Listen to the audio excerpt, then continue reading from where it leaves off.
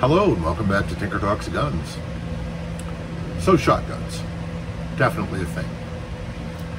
Looking over lists of recommendations to take with you immigrating to the West in the mid-19th century, they of course list firearms, and every one of them says basically if you can't afford any other firearm, take a shotgun. You know, be good to have a rifle. You probably won't need a pistol, but might be nice to have.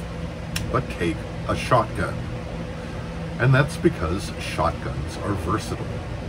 A 12-gauge shotgun can take any game in North America, from upland birds to waterfowl to big game.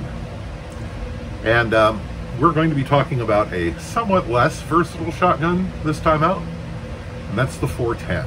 Now the 410 gauge, which was never a gauge and was never 410, calibers, what can you do? Was invented in the 1850s, and modern centerfire 410 cartridges were invented around 1874. They didn't really take off till around 1900. Now, it was originally intended as a sort of a garden gun for, you know, a low-powered shotgun for dealing with pests and things in the garden. And but they did become quite popular for small game hunting, again around 1900. And as far as shotguns go, single-shot, top-rake, hammer-fired shotguns have been around about as long as metallic cartridges. And they were a mainstay of the American hunting public for very good reasons. They were inexpensive, they were useful, and they were versatile. Now, this is a Stevens Model 940. It is a top rake, single barrel, hammer fired. And it is the successor to the Model 94, which is made since the Stone Age. And it has some small improvements over the Model 94, but it's essentially pretty much the same gun. And I encountered this example, which is in pretty decent condition. I did do a little conservation on it, but picked this up for $75. And shotguns like this can very, very often be had in the $75 to $150 range. Of course, it depends on where you live, what the local market's like. And I got this because it was $75, and I hadn't had a 410 in a long time. My first cartridge firing firearm was a 410 under 22 over skeletonized metal rifle called the Garcia Bronco. And you know, it was fun. It was cheap. And in those days it was extremely cheap to shoot. 410 is a little hard to come by sometimes now because it's a less popular gauge. And a lot of what's being loaded now are loads intended to be used in 410 45 Colt pistols. But it's still out there, and it's very easy to order it online if you live in a place where you can do that. The 940 is about 5 pounds, 5 ounces. So it's nice and light. It has a 28-inch barrel. This example does, at least. Bead front sight, no rear sight, and it has a rebounding hammer. The hammer can't go all the way forward unless you're holding the trigger all the way back, and when you release the trigger, it locks in a position well away from the firing pin. And trigger pull on this example is decent. You know, it's very reasonable for what it is. And 410 for a lot of hunting applications is a 25-yard gun. So we tested this at 25 yards. And it performed quite well. And so there's no real need to do a tabletop on this. There's just isn't much to see. I mean, the only real feature that I haven't already showed you is that it takes down. You pull on the front, the spring-loaded lever releases, and you open it, and it's in 2 parts and can be stowed rather conveniently.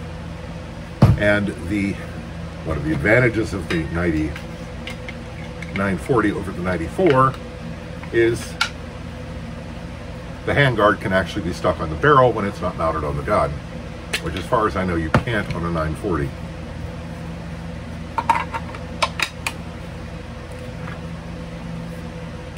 So, without further ado, let's see some testing. This is Ben. He's graciously allowed us to use his land. And no, we did not choose to wear the same shirt. Just worked out that way. That happens. Okay, I have some nice high brass number 6 shot. Seems appropriate for rabbit type critters. And at 25 yards, I've got an approximately rabbit sized target. We're going to see how it patterns.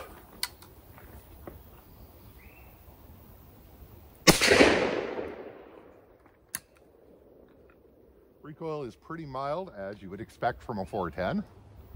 Let's go down and have a look at that target and see if we did any good. So as you can see, got a pretty good pattern, about that large, about 18 inches. And we have quite a few hits on our Ersatz Orange Bunny. So let's try some triple-aught buckshot. Now let's try some Winchester triple-aught buck.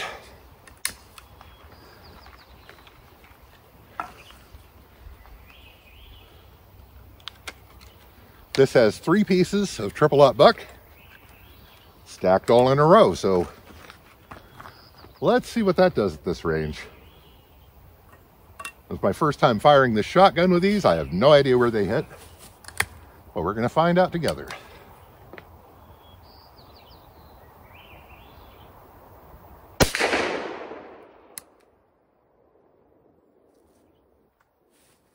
All right, let's go see what we did. So it looks like our bunny is safe from triple-aught buck at that range. We've got a hole here, and the other one is presumably, from the spacing of these, down here. So let's try another shot with that, now that we have some idea where to aim.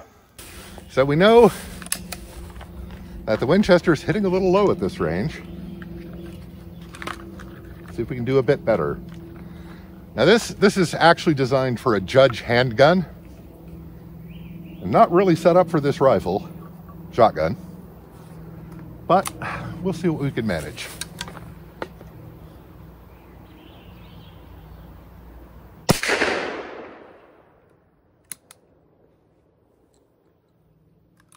All right. Okay, now that I know to aim significant high, our bunny friend is in trouble, and the others hit pretty near where the first one's hit. So I would say that this is not a 25-yard load for rabbits with this gun. Let's put a few more rounds downrange.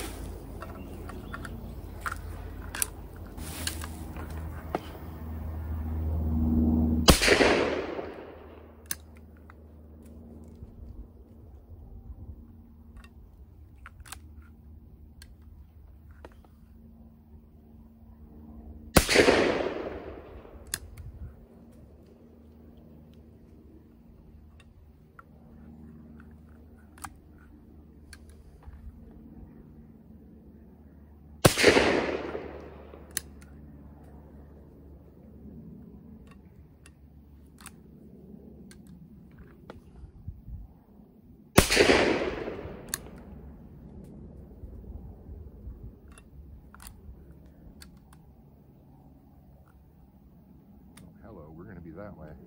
Close, darn it. There we go. The shell in my hand is interfering with me closing it.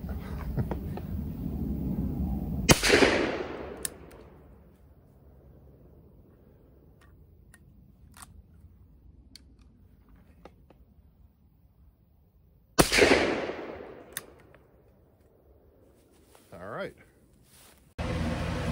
I have to admit, I am delighted with this shotgun, all out of proportion to its value or utility. You know, it's just so nice to shoot. It's lightweight. There's very little to go wrong. And it is the sort of everyman's gun that I feel a certain attraction to. Yes, I like guns for military use and law enforcement use and things, but I always had a soft spot in my heart, or maybe my head, for the sort of guns that everyday people purchased and used for their utility, not for their appearance or cachet or hype or anything like that. And this is a great little gun. I really enjoyed shooting it. Now, like most 410s, it is a full choke.